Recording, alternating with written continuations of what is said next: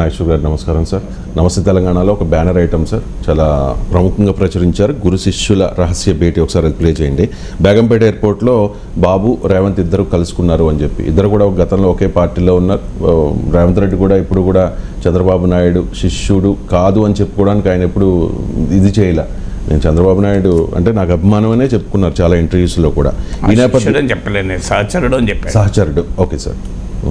కానీ వీళ్ళు రాసింది ఏంటంటే శిష్యుడు అని చెప్పి, గురువు శిష్యులు వీళ్ళిద్దరు కూడా బీఆర్ఎస్ లో చాలా మంది ఉన్నారు. తలసాని శ్రీనివాస్ యాదవ్ శిష్యుడే, నిరంజన్ రెడ్డి శిష్యుడే, వీళ్ళు బీఆర్ఎస్ లో కళ్యాణ్ శ్రీహరి శిష్యుడే,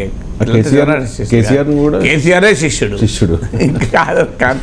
అసలు ఎవరుగా శిష్యులు బీఆర్ఎస్ లో ఉన్న వాళ్ళు చాలా మంది ఎర్రవల్లి దయాకర్రావు చంద్రనాయుడు శిష్యుడే కాదా చెప్పండి.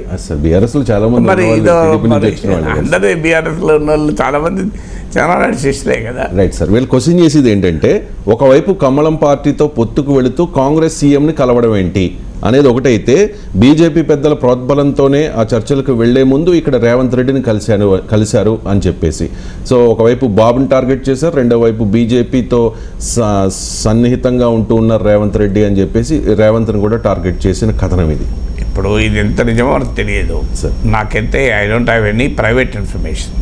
మిగతా పత్రికల్లో రాలేదు, కనీసం రాలేదు సార్, ఇంక్లూడింగ్ సాక్షిలో కూడా రాలేదు సార్. నేను చూడలేదు సాక్షిలో వచ్చిందా. ఎందుకంటే ఈ కథనం కనుక నిజమైతే సాక్షి వేయాలి. పోనీ సాక్షి తెలంగాణ ముఖ్యమంత్రి పైన అటాక్ పెట్టదలుచుకోలేదు అనుకున్నాం. సో అందువల్ల నమస్తే తెలంగాణలో వచ్చింది అంటే వాళ్ళకి ఎక్స్క్లూజివ్ స్టోరీ అని అయ్యి ఉండాలి, చెప్పలేము కూడా. ఒకవేళ జరిగిందని అనుకుందాం, పత్రికలో బ్యానర్ వేశారు కనుక పూర్తిగా అవాస్తవం అని నేనే కొట్టిపారడలేదు.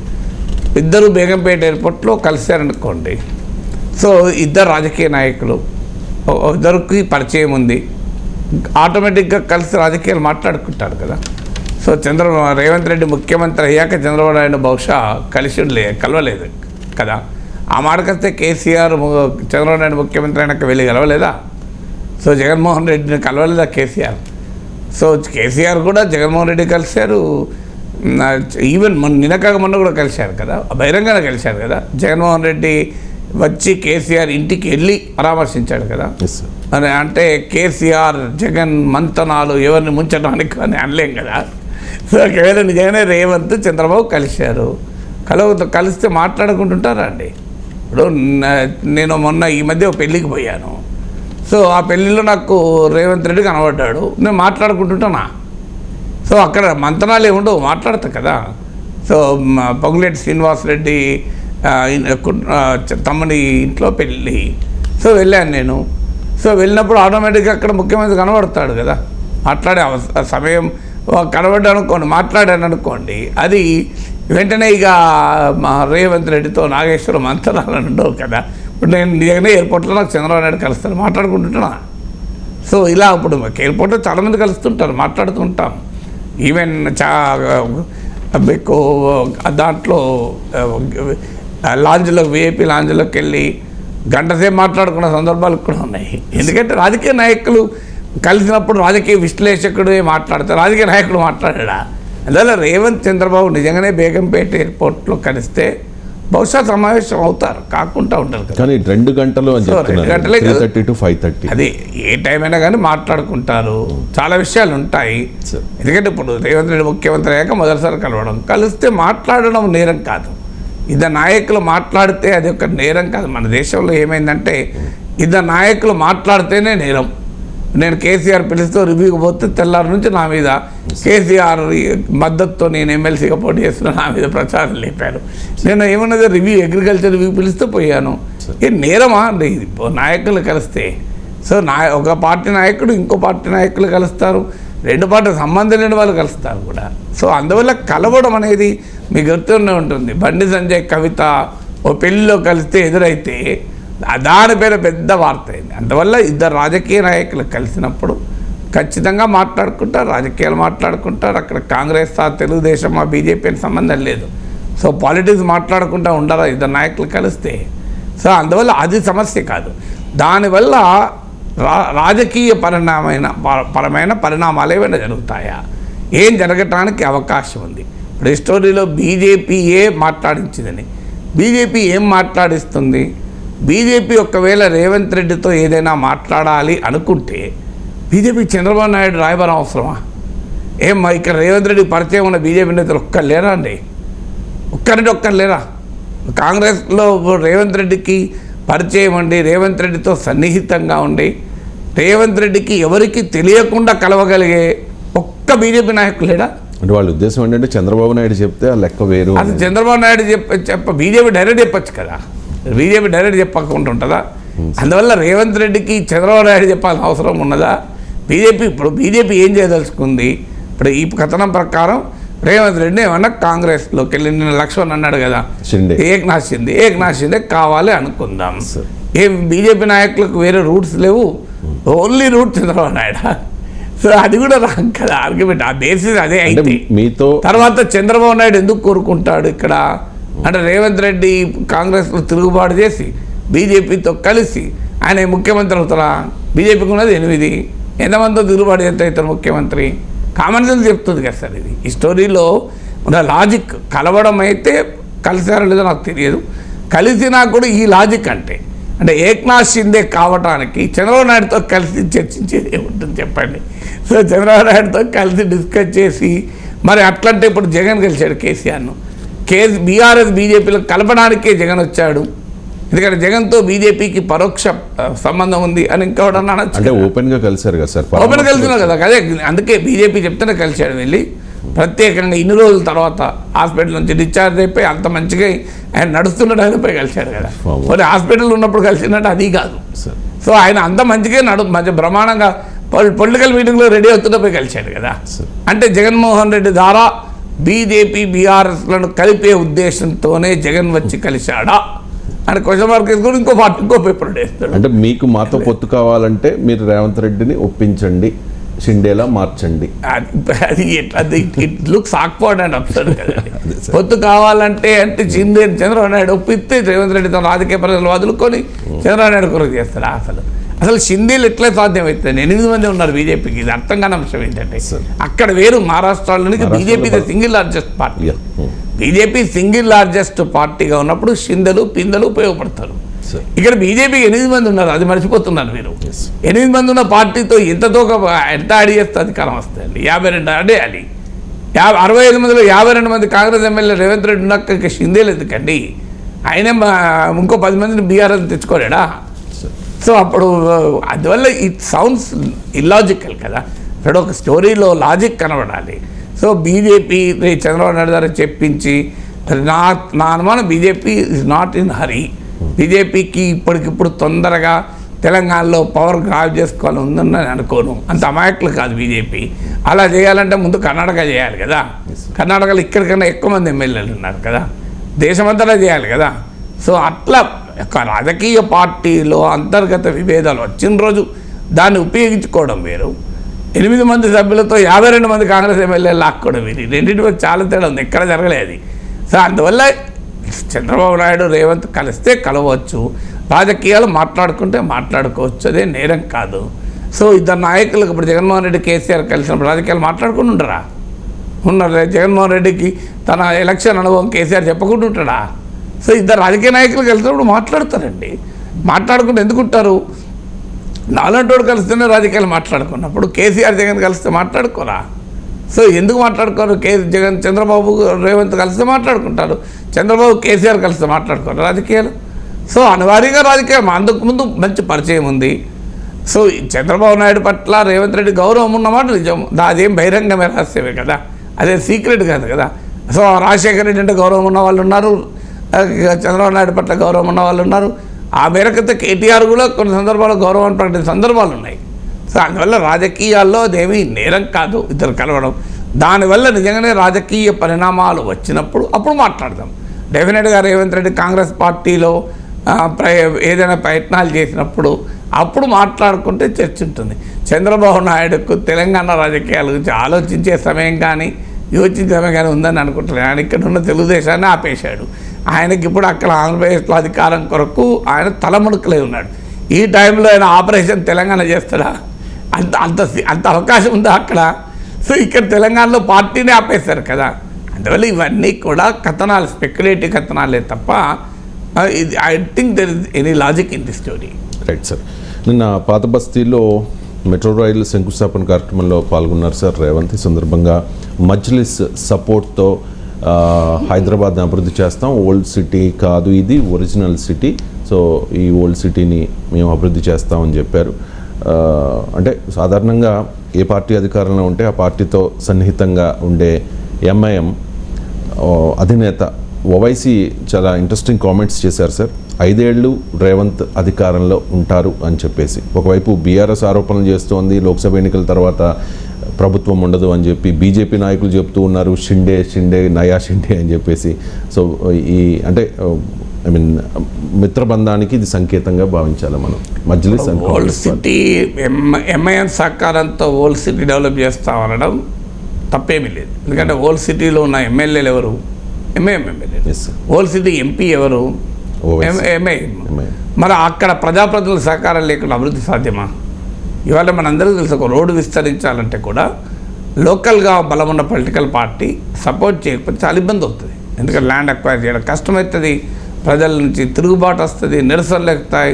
So development needs political support, దాంట్లో ఏం డిస్ప్యూట్ లేదు. ఆ ప్రాంతంలో ఉన్న పార్టీల మద్దతు అనేది అనివార్యం. అందులో ఓల్డ్ సిటీ ఎంఐఎం కంచుకోట కనుక ఓల్డ్ సిటీని అభివృద్ధి చేయాలన్నా, అక్కడ ఒక రోడ్డు విస్తరించాలన్నా, అక్కడలో మెట్రో వేయాలన్నా, ఇంకేదైనా డెవలప్మెంట్ యాక్టివిటీ చేయాలన్నా ఎంఐఎం సహకారం అనేది కీలకమవుతుంది. అందరికీ తెలుస్తుంది. ఎంఐఎం అనేది కాదు, స్థానికంగా ఎవరు బలంగా ఉంటే అక్కడ నాయకుల మద్దతు అనేది అభివృద్ధికి అనేది అవసరం.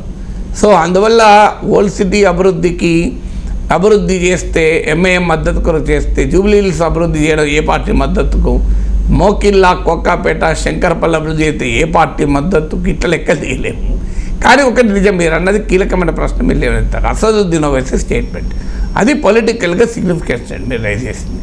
ఒకవైపు ఏమో బీఆర్ఎస్ నేతలు ఇక ఈ ప్రభుత్వం ఉండదు, పార్లమెంట్ ఎన్నికల తర్వాత కాంగ్రెస్లో ముసలం పుడుతుంది, బీజేపీ కాంగ్రెస్లో షిందేలు పుడతారు, వాళ్ళే కదా షిందేలు సృష్టించింది, అందువల్ల షిందేల గురించి వాళ్ళు తెలిసిన దిక్కెవరు తెలియదు.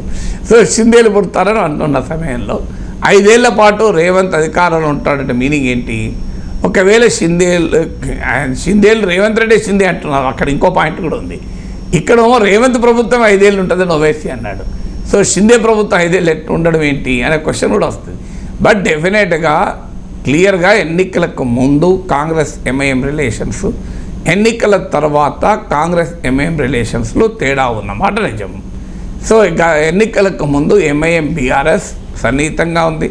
కాంగ్రెస్ పైన, రాహుల్ గాంధీ పైన, రేవంత్ రెడ్డి పైన ఓవైసీ బీఆర్ఎస్ నాయకుని స్టైల్లో అటాక్ చేశాడు.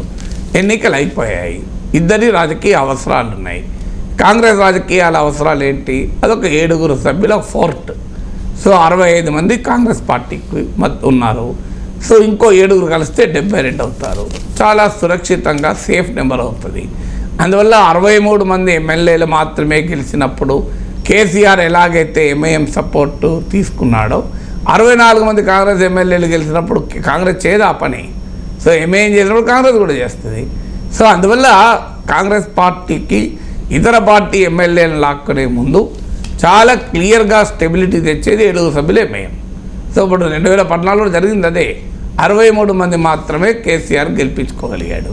వెంటనే కేసీఆర్ ప్రభుత్వాన్ని అస్థిరపరచడానికి ప్రయత్నాలు మొదలయ్యాయని కేసీఆరే చెప్పాడు.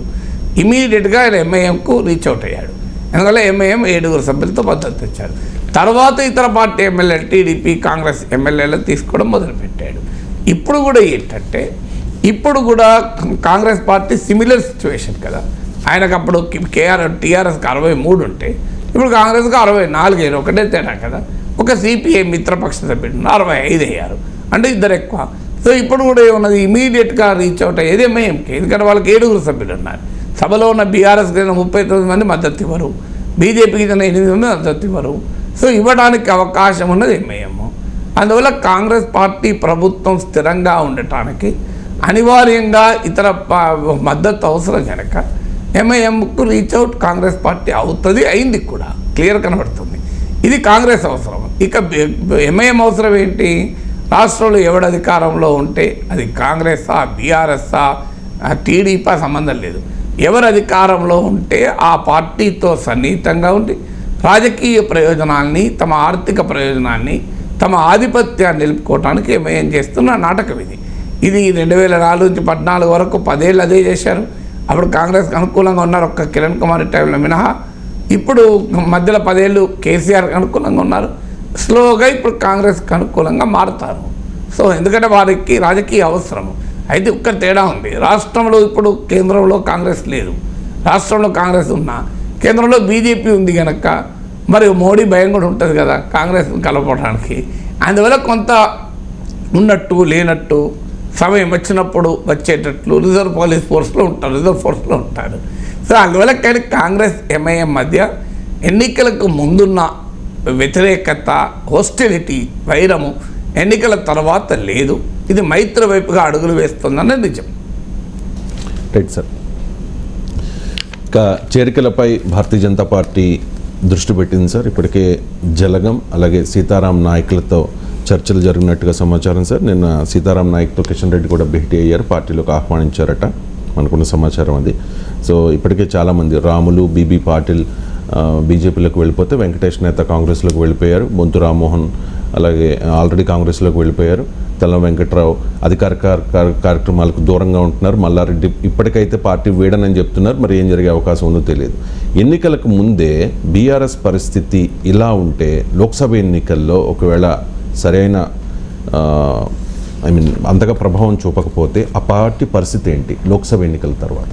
అంటే బీజేపీ ఇప్పుడు కొత్తగా చేరికల మీద దృష్టి పెట్టింది ఏం లేదు రవిశంకర్.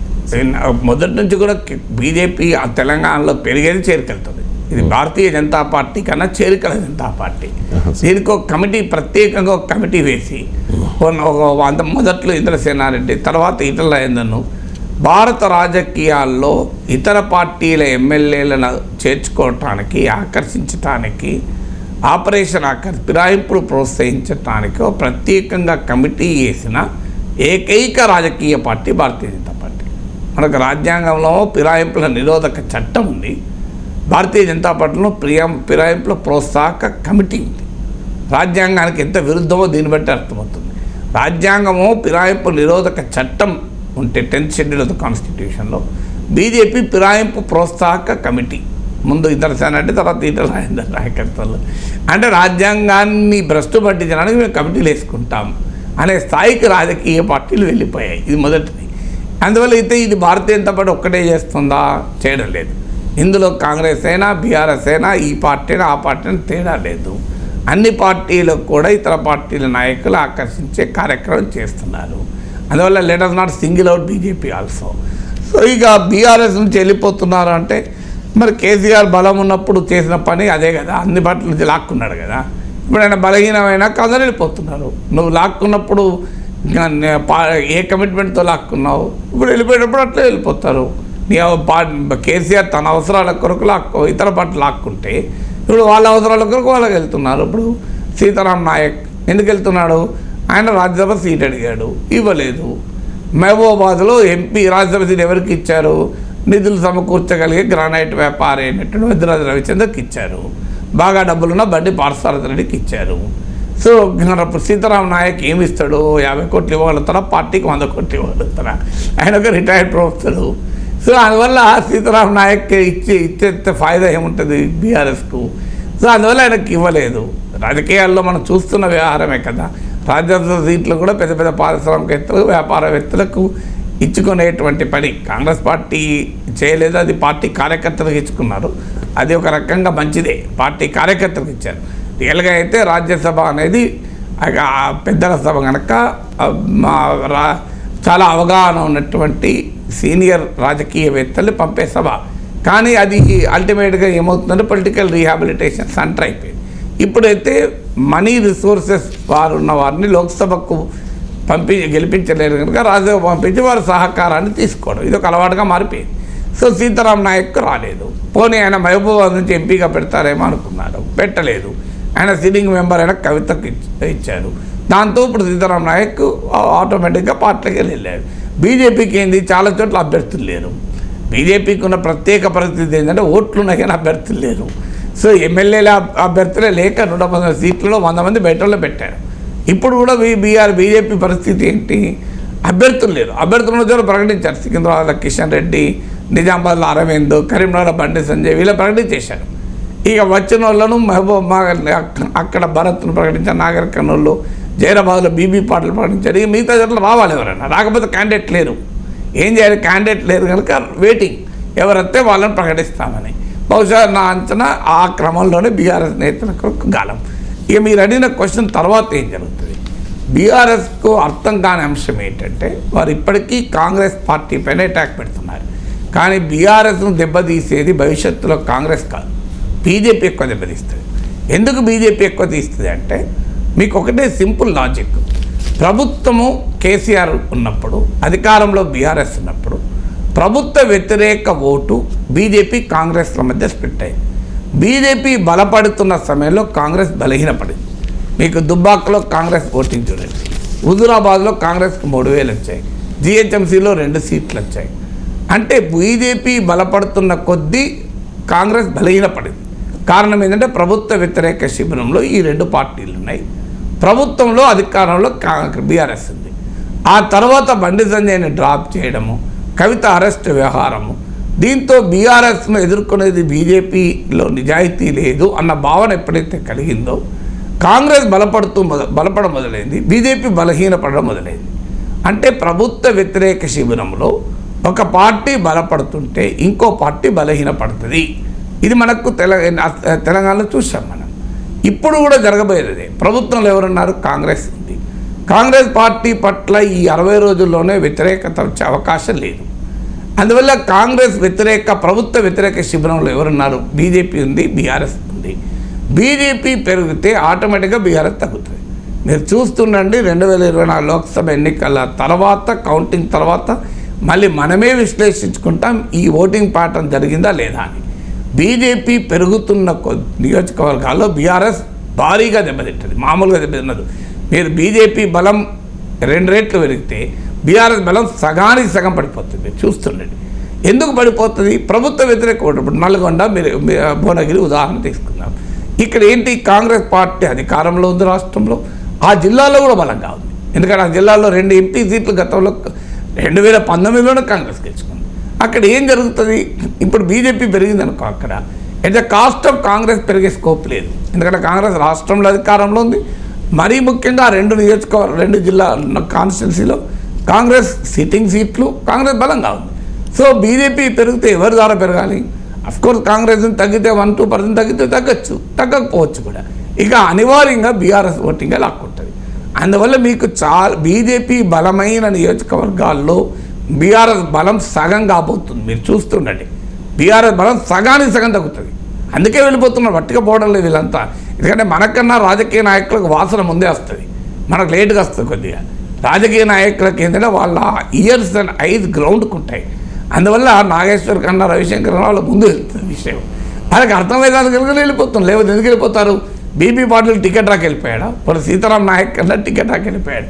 బీబీ పాటిల్కి టికెట్ రాకి వెళ్ళిపోలే, రాముడు కొడుకు టికెట్ రాకి వెళ్ళిపోలే. వాళ్ళ టికెట్లు ఇవ్వడానికి బీఆర్ఎస్ రెడీగా ఉంది, అయినా వెళ్ళిపోయారు కదా. ఎందుకు వెళ్ళిపోయారంటే they are ears and eyes గ్రౌండ్కి పెట్టుకున్నారు కనుక. నిన్న గమనం వచ్చింది, గుత్తా సుఖేందర్ రెడ్డి కొడుకు గుత్తా అమిత్ రెడ్డి పోటీకి దూరం అని నిన్న పత్రికలో వచ్చింది. నేను ఆయన పోటీ చేయనంటున్నాడు అని. మల్లారెడ్డి మీకు రంజిత్ రెడ్డి పోటీ చేయనంటున్నాడు అని. మల్లారెడ్డి చేస్తాను రెడీగా ఉన్నాడు. సో అందువల్ల ఇక్కడ క్లియర్గా అర్థమవుతుంది ఏంటి, బీజేపీ పెరుగుతున్న కొద్దీ బీఆర్ఎస్ దెబ్బతింటుంది. సేమ్ మీకు ఎలక్షన్ల ముందు బీజేపీ కాంగ్రెస్ల మధ్య ఎలా ఓటు బదిలీ అటు ఇటు మారిందో ఇప్పుడు బీజేపీ బీఆర్ఎస్ల మధ్య జరుగుతుంది. ఇప్పుడు ఈ లోక్సభ ఎన్నికలకు బీజేపీ పెరుగుతోంది. ఎందుకు పెరుగుతోంది? ఆడ నరేంద్ర మోడీ నాయకత్వం, మోడీ ప్రభావము, హిందుత్వ ప్రభావము ఇవన్నీ వెరసి మీకు క్లియర్గా బీజేపీకి పార్లమెంట్ ఎన్నికల్లో వాళ్ళు మిషన్ 400 పెట్టుకున్నారు. సో బీజేపీకి ప్రత్యర్థి శిబిరమేమో ఎవరికి వారే ఏమన్నా తీరే ఉన్నారు.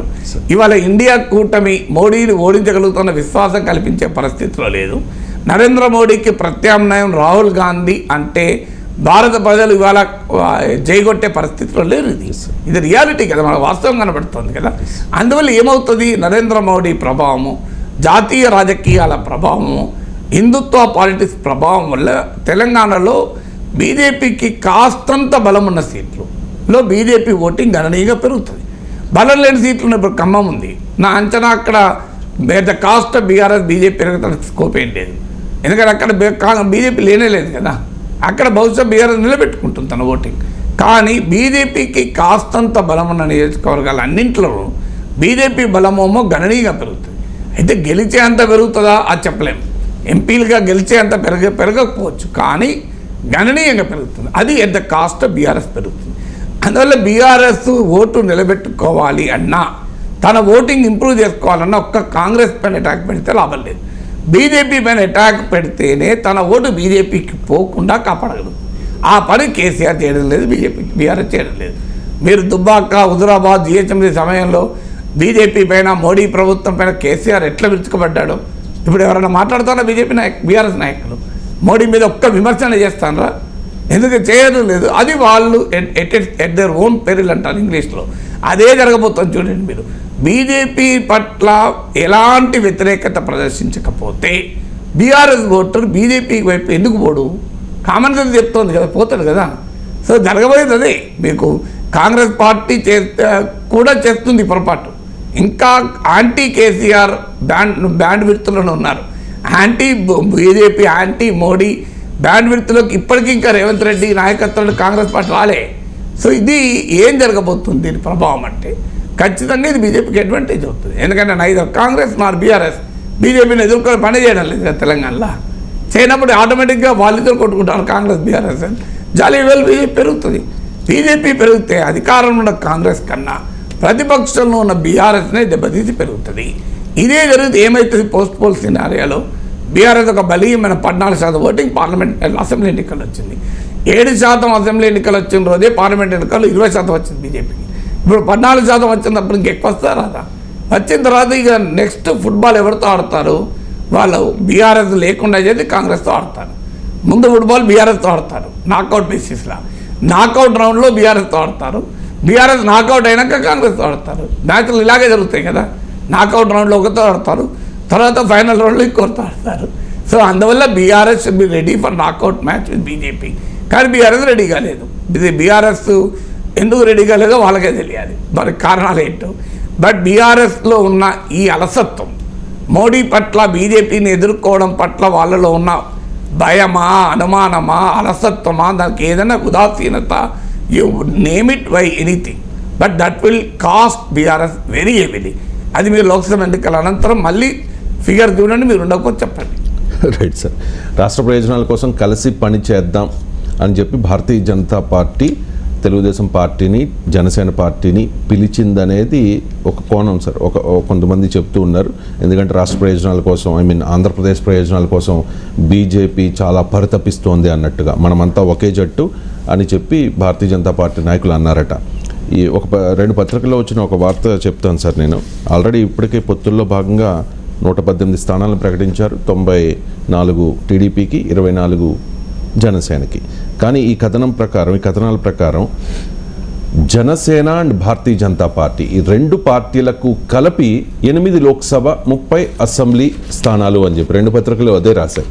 ఇప్పుడు వేరు పార్టీలకి కలిపి టికెట్లు ఇవ్వడం ఏంటి సార్? ఇదేం లాజిక్? కలిపి ఇవ్వడం అనేది ఎలా ఉంటుంది? రెండు పార్టీ కలిపి బీఫార్మ్లు ఇవ్వరు కదా. జాయింట్ బీఫార్మ్లు పిన్ను కొట్టిస్తారా, స్టాపుల్ చేసి ఇస్తారా? ఇయ్యరు కదా. సో అందువల్ల ఏంటి దాని మీనింగ్ అంటే, టీడీపీ 175 అసెంబ్లీ సీట్లు ఉన్నాయి, 25 లోక్సభ సీట్లు ఉన్నాయి. అందులో ready to share 30 assembly seats and ఇంకటి పార్లమెంట్ 8 అంటే 8 సీట్లు మిత్రపక్షాలకు, 8 ఎంపీ సీట్లు, 30 అసెంబ్లీ సీట్లు మాత్రమే నేను వదులుకోవడానికి రెడీగా ఉన్నాను. అంటే టీడీపీ 145 ఎమ్మెల్యే సీట్లకు పోటీ చేయదలుచుకుంది, 17 ఎంపీ సీట్లకు పోటీ చేయదలుచుకుంది. మిగతా వాటిలో మీరు అడ్జస్ట్మెంట్ అంటే ఎందుకు పవన్ కళ్యాణ్ కదా బీజేపీని పట్టుకొస్తున్నది కాబట్టి అదే పదే చెప్పేది పవన్ కళ్యాణ్ కదా బీజేపీ కలవాలి అని. సో ఇప్పుడు టీడీపీ బీజేపీల మధ్య వంతన కట్టేది ఎవరు? పవన్ కళ్యాణ్. సో ఇప్పుడు పవన్ కళ్యాణ్కి ఆల్రెడీ 24 అసెంబ్లీ సీట్లు, 2 లోక్సభ సీట్లు ఆల్రెడీ ఇచ్చారు. 2 ఇచ్చారు సార్. 3 ఇచ్చారు. అంటే ఇప్పుడు మిగిలిన బీజేపీ వాళ్ళేమో కొండెక్కి కూర్చున్నారు, వాళ్ళ గొంతెమ్మ కోరికలు ఉన్నాయి. మాకు 8 ఎంపీ సీట్లు ఇవ్వాలి, 25 అసెంబ్లీ సీట్లు ఇవ్వాలి, ఛాన్స్ ఉంటే 25లో 15 మాకే ఇవ్వండి, 16 మాకే ఇవ్వండి, ఛాన్స్ ఉంటే 175లో 100 మాకే ఇవ్వండి, 75 మీరు పోటీ చేయండి అంటే బీజేపీ ఉంది. అంటే భారతీయ జనతా పార్టీని తెలుగుదేశం పార్టీ గెలిపించాలి, మీరు మొత్తం పోటీ చేయకుండా మమ్మల్ని గెలిపించండి అన్నట్టున్నారు. సో అందువల్ల ఏంటి, సో వాళ్ళు 8 సీట్లు వాళ్ళకి ఇచ్చి బీజేపీకి 3 సీట్లు జనసేనకి ఇస్తే 2 పంచాయతీలు వస్తాయి. ఒకటి 11 ఎంపీలు పోయి వీళ్ళ 14 మిగులుతాయి. రెండో పంచాయతీ ఏంటి, జనసైనికుల్లో తీవ్ర వ్యతిరేకత వస్తుంది. అయ్యా నీకు బీజేపీ ఏం బలలేదు, బీజేపీకి 8 ఇచ్చిండు చంద్రబాబు నాయుడు, నీకు మాత్రం 3 ఇచ్చిండు, నిన్ను అవమానించిండు, పవన్ కళ్యాణ్ అవమానించిండు, కాపులను అవమానించిండు అంటూ అటు నుంచి అరరామజోగయ్య మళ్ళీ ఒక 100 లీటర్ల బుక్ పట్టుకొని వస్తాడు, వీళ్ళు ముద్రగడ వస్తాడు. సో ఇద్దరు నరుకతో వాళ్ళకి చెప్పేది రైట్ అనిపిస్తుంది, ఎవరికైనా కరెక్టే అవుతుంది కదా. ఇప్పుడు పవన్ కళ్యాణ్కి 3 ఇచ్చి, జనసేనకు 3 ఇచ్చి బీజేపీకి 8 ఇస్తే, మొదటి నుంచి తెలుగుదేశానికి అండగా ఉన్న నాయకుడు పవన్ కళ్యాణ్, తెలుగుదేశానికి కష్టకాలంలో అండగా ఉన్నది పవన్ కళ్యాణ్. బీజేపీ ఎప్పుడు అండగా ఉంది, రాజమండ్రి జనరల్ జైల్లో చంద్రబాబు నాయుడు ఉంటే బీజేపీ ఎంజాయ్ చేసినట్టే కదా. ఒక్క మాట మోడీ అమిత్ షా జగన్కి చెప్తే చంద్రబాబు నాయుడు జైల్లో ఉంటాడు, కామన్ సెన్స్ చెప్పండి నాకు. ఒక్క మాట, మీరు చంద్రబాబు నాయుడు అరెస్ట్ చేయడం సరైనది కాదు అని ఒక్క మాట మోడీ అమిత్ షా అంటే వాళ్ళ అభిప్రాయానికి భిన్నంగా జగన్మోహన్ రెడ్డి సాహసం చేసేవాడా? చేస్తే ఏమవుతుంది, మన ఆయన జగన్మోహన్ రెడ్డి మీద ఎన్ని కేసులు ఉన్నాయి, సిబిఐ ఈడీ కేసులు, హేమంత్ సోరెన్, మనీష్ సిసోడియా వాళ్ళ అనుభవం ఉంది కదా. సో అందువల్ల మోడీ చేతులు ఉంది. అందువల్ల సగటు తెలుగుదేశం నాయకుడు కార్యకర్త అనేది ఇదే. అయ్యా ఒక్క మాట మా మోడీ అమిత్ షా చెప్పుంటే మా నాయకుడు సెంట్రల్ జైల్లో ఉండేది కాదు. కానీ సెంట్రల్ జైల్లో ఉన్న నాయకుడు అలా అంటలేడు. ఆయన దోమలతో బాధపడ్డ చంద్రబాబు నాయుడు మాత్రం ఈ మాట అనకుండా నాకు బీజేపీ కావాలంటున్నాడు. కింద కార్యకర్తలంతా అదే గోల. ఇదేంటయ్యా, జగన్కి ఇంత సహకరించిన పార్టీ, బలం లేని పార్టీ, ఈ పార్టీతో మనం కలవడం ఏంటి అని. పైగా ఇప్పుడు 8 లోక్సభ సీట్లు వాళ్ళకి ఇచ్చి 24 జనసేనకి ఇస్తే 25 బీజేపీకి ఇచ్చారనుకోండి, ఇక టీడీపీకి మిగిలేదు 125, అదొక పంచాయతీ. వీళ్ళు అడిగే సీట్లు కూడా గెలిచే సీట్లు అడుగుతున్నారు బీజేపీ వాళ్ళు, ఓడిపోయే సీట్లు మాకెందుకు అంటున్నారు. సో గెలిచే సీట్లు బీజేపీకి ఇచ్చి జనసేనకి ఇచ్చి గెలవని సీట్లు టీడీపీ పెట్టుకుంటే ఏమొస్తాయి టీడీపీకి. దాంతోపాటు ఒక్కసారి బీజేపీ సీట్లు ప్రకటిస్తే మీకు జనసేనలో ఖచ్చితంగా అసంతృప్తి వెళ్ళు వస్తుంది. ఎందుకంటే మనకన్నా బీజేపీకి ఏం బలం ఉందని ఇచ్చాడు అంటే పవన్ కళ్యాణ్ అంటే ఇంత లైట్ తీసుకుంటాడా? పవన్ కళ్యాణ్ చెప్పినట్లు బూత్ కమిటీ సభ్యులు ఉన్నారు బీజేపీకి ఆంధ్రప్రదేశ్లో. సో పవన్ కళ్యాణ్ జనసేనకు నాయకులు లేదు, నేను ఒప్పుకుంటా. బీజేపీకి ఉండాలి నాయకులు, ఓట్లు తెచ్చుకున్న నాయకులు. అందువల్ల బీజేపీకి ఇవ్వనంత కాలం ఏమీ లేదు. బంతుల పరపక్షం అంటారు కదా, మీకు నాకు ఇద్దరికి లడ్డు అయినంత కాలం మీకు ఏమనిపించదు. నాకు 2 లడ్డులు వేసి మీకు వేయలేదనుకోండి, సార్ ఎంత గెస్ట్ అయినా నేను పొద్దున్న నుంచి సాయంత్రం వరకు ఇక్కడే ఉంటా, ఇంత కష్టపడతా, సార్కే 2 లడ్డులు వేసి నాకు ఒక్కటనే అయ్యద్దా, నన్ను అవమానించలేదా, యాంకర్ ఇంత విలువ లేనివాడా అని అనే ఫీలింగ్ మీలో మొదలవుతుంది. సో ఇప్పుడు అదే జరగబోతుంది చూడండి మీరు. అది జరగడానికి ఈ లోపల లేకపోతే అక్కడ పక్కన హరిరామజోగయ్య ముద్రగడ్డ ఉన్నాడు, ఇక్కడ కెమెరామెన్ ఉంటాడు. ఏం సార్ మీరు అంత పనికి మాగల సార్, మీకు ఒక్క లడ్డు వేయలే, సార్కే సార్కి ఇంపార్టెంట్ కావచ్చు కానీ మీకు ఒక్క లడ్డు కూడా వేయాలా అని ఆ కెమెరామెన్ ఎక్కిస్తా అంటాడు ఇక్కడ. అప్పటిదాకా లేనోడు మీకు అప్పుడు కొద్దిగా కరెక్టే కదా కెమెరామెన్ చెప్పేది, నాకు పూర్తిగా ఒక్క లడ్డు వేయలేదు, నాగేశ్వర సార్కే 2 లడ్డులు వేసారు, ఇంకో లడ్డు వేస్తాను అంటున్నాడు అని మీకు మొదలవుతుంది. సో అందువల్ల రేపు జరగబోయేది అదే. అందువల్లనే చంద్రబాబు నాయుడు తెలివిగా మీరిద్దరు కలిపి 30 ఇస్తే ఏమన్నా చేసుకోండి, అందులో మీరు ఏం చేసుకుంటారో అంటే ఇప్పుడు పవన్ కళ్యాణ్ త్యాగం చేయాలి. పవన్ కళ్యాణ్ భారతీయ జనతా పార్టీని తీసుకొస్తున్నాడు కనుక, బీజేపీతో పొత్తుకు తహతాలాడాడు కనుక, సో జాయింట్గా మీకు కలిపి 30 ఇస్తే నువ్వు సబ్ కాంట్రాక్ట్ ఇచ్చుకో, జనసేనకు 30 ఇస్తా, నువ్వు సబ్లీజ్ నువ్వు ఏం చేసుకుంటే వేసుకో, రైట్, నువ్వు అందులో నువ్వెన్ని తీసుకుంటావో మీ బీజేపీకి ఎన్ని ఇస్తావు ఇచ్చుకో అనేటువంటి కాంట్రాక్ట్ పవన్ ఇప్పుడు త్యాగం చేయాలేమో సార్. అన్నిటికీ పవన్ కళ్యాణ్ త్యాగం చేయాలి, ఎందుకంటే నేను త్యాగదన్నుడు కదా. రైట్ సార్, ఒక సర్వే వచ్చింది సార్, అది టైమ్స్ నౌ ఈటీజీ సర్వే. ఆ సర్వే ప్రకారం 21 నుంచి 22 లోక్సభ స్థానాల్లో వైఎస్ఆర్ కాంగ్రెస్ పార్టీ గెలుస్తుంది అని చెప్పి, 3 లేదా 4 ఎంపీ సీట్లకే టీడీపీ జనసేన కూటమి పరిమితం అవుతుందని చెప్పి, ఇంకా బీజేపీని ఇంక్లూడ్ చేయలేదు వీళ్ళు, ఎందుకంటే పొత్తు కన్ఫర్మ్ అవ్వలేదు కాబట్టి. అండ్ దేశవ్యాప్తంగా చూస్తే భారతీయ జనతా పార్టీకి 333 పైమాటే, ఎన్డీఏ కూటమికి 378, ఇండియా కూటమికి 120, ఇతరులకు 45, కాంగ్రెస్కు ఇండివిజువల్గా 28 నుంచి 48 మించకపోవచ్చు అని చెప్పి. ఇక తెలంగాణ విషయానికి వస్తే కాంగ్రెస్కు 9 సార్, బీజేపీకి 5, బీఆర్ఎస్కు 2 మాత్రమే, ఎంఐఎంకు 1. సో ఈ సర్వే మీద మీ అభిప్రాయం? అంటే ఈ సర్వే తెలంగాణది కొంత అంటే ఇప్పుడున్న బలాబలాలకు కొంత ప్రజెంట్ చేసేలా ఉంది. ఎందుకంటే వాస్తవంగా అసెంబ్లీ ఎన్నికల ఫలితాల ఆధారంగా చూస్తే బీఆర్ఎస్కి ఎక్కువ ఉండాలి, బీజేపీ తక్కువ ఉండాలి. కాంగ్రెస్కు అసెంబ్లీ ఎన్నికల ఓటింగ్ సరళి బట్టి కూడా అదే అరౌండ్ 9 వచ్చాయి. కానీ ఇది లోక్సభ ఎన్నికలు డెఫినెట్గా బీఆర్ఎస్ బలం తగ్గుతుంది, బీజేపీ బలం పెరుగుతుంది, అందులో అనుమానం లేదు. ఎందుకంటే మోడీ ప్రభావం, హిందుత్వ ప్రభావం ఉంటుంది కనుక. అందువల్ల తెలంగాణలో ఇదే నెంబర్స్ వస్తాయని నేను చెప్పలేను. నా వ్రతం ఏంటి అంటే ఎన్నికల ఓటింగ్ అయ్యేదాకా నేను ఫిగర్స్ చెప్పను, నా వ్రతం అది. సో ఇప్పుడు చెప్పలేదు, ఎప్పుడు చెప్పను. ట్రెండ్ చెప్తాము, డైరెక్షన్ చెప్తాను తప్ప ఖచ్చితమైన ఫిగర్స్ ఇచ్చే అలవాటు నాకు లేదు. అందువల్ల తెలంగాణలో ఉండే డైరెక్షన్ చెప్తున్నాను నేను. ఈ నెంబర్స్ నేను యాక్సెప్ట్ చేస్తున్నానా, నెంబర్స్ కాదంటున్నాను అన్న దానికన్నా కూడా the direction of this survey, results of this survey seems to be true for Telangana. కానీ ఆంధ్రాకి వచ్చే వరకు ఇంకా అంత క్లారిటీ ఉందా అనేది ప్రశ్న. ఇప్పుడు వీళ్ళు చెప్తున్నట్లు ఇండియా టుడేమో మీకు టీడీపీకే 18 సీట్లు ఇస్తున్నారు, టైమ్స్ నౌ సర్వే ఏమో జగన్మోహన్ రెడ్డికే ఇస్తున్నారు. సో ఈ 2 సర్వేలు కంప్లీట్ డయామెట్రికల్లీ అపోజిట్ ఉన్నాయి.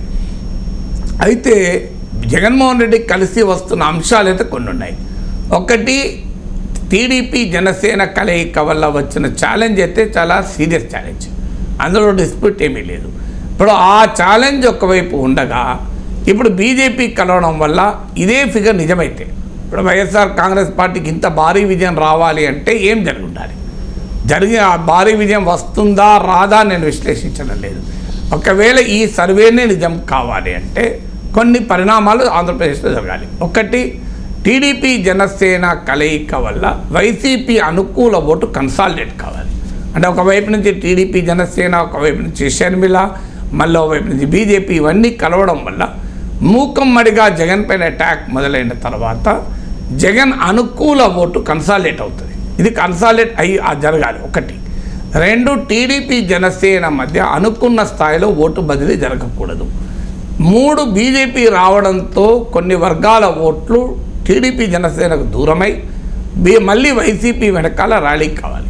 ఇప్పటికే ఆ వర్గాలు వైసీపీకి అనుకూల సామాజిక వర్గాలు, కానీ పట్టణ ప్రాంతాల్లో, నగరాలలో ప్రభుత్వం పట్ల కొంత అసంతృప్తి కారణాన కావచ్చు వారు వైసీపీకి దూరం అయితే ఇప్పుడు మళ్ళీ వైసీపీకి దగ్గర అవుతారు థ్యాంక్స్ టు బీజేపీ.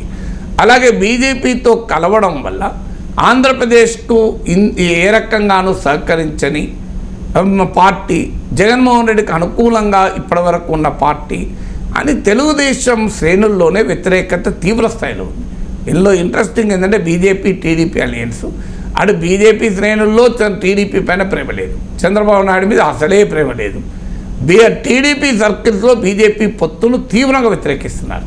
మీరు టీడీపీ పోలిట్ బ్యూరో సభ్యులు అడగండి ప్రైవేట్గా, వాళ్ళు కూడా ఈ పొత్తు అయితే మాకు నష్టమే, చంద్రబాబు నాయుడు ఎందుకు పెట్టుకుంటున్నాడో మాకు తెలియదు అంటారు.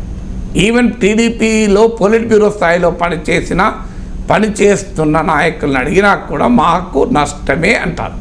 సో అందువల్ల బీజేపీతో కలవడం వల్ల హెవీ ప్రైజ్ ప్లే చేయాల్సి రావచ్చు. 3వది. 4వది ఏంటంటే ముద్రగడ, హరిరామ జోగయ్య వీరి పరిణామాలు, జనసేనకు సీట్ల పైన రైజ్ చేసిన అసంతృప్తే కావచ్చు, రకరకాల ఫ్యాక్టర్స్ వల్ల కాపు ఓటు ఆశించిన స్థాయిలో వైసీపీ నుంచి టీడీపీ జనసేన కూటమికి షిఫ్ట్ కాకూడదు. ఇక షర్మిల లెఫ్ట్ అలియన్స్ ఎంతో కొంత ఓటింగ్ తెచ్చుకుంటే అది కూడా ప్రభుత్వ వ్యతిరేక ఓటు చీలుస్తుంది కనుక జగన్కు లాభం జరగాలి. సో ఇలాంటి అనేక ఫ్యాక్టర్స్ కలిసి వస్తే ఈ స్థాయిలో విజయం సాధిస్తారు. Thank you so much sir.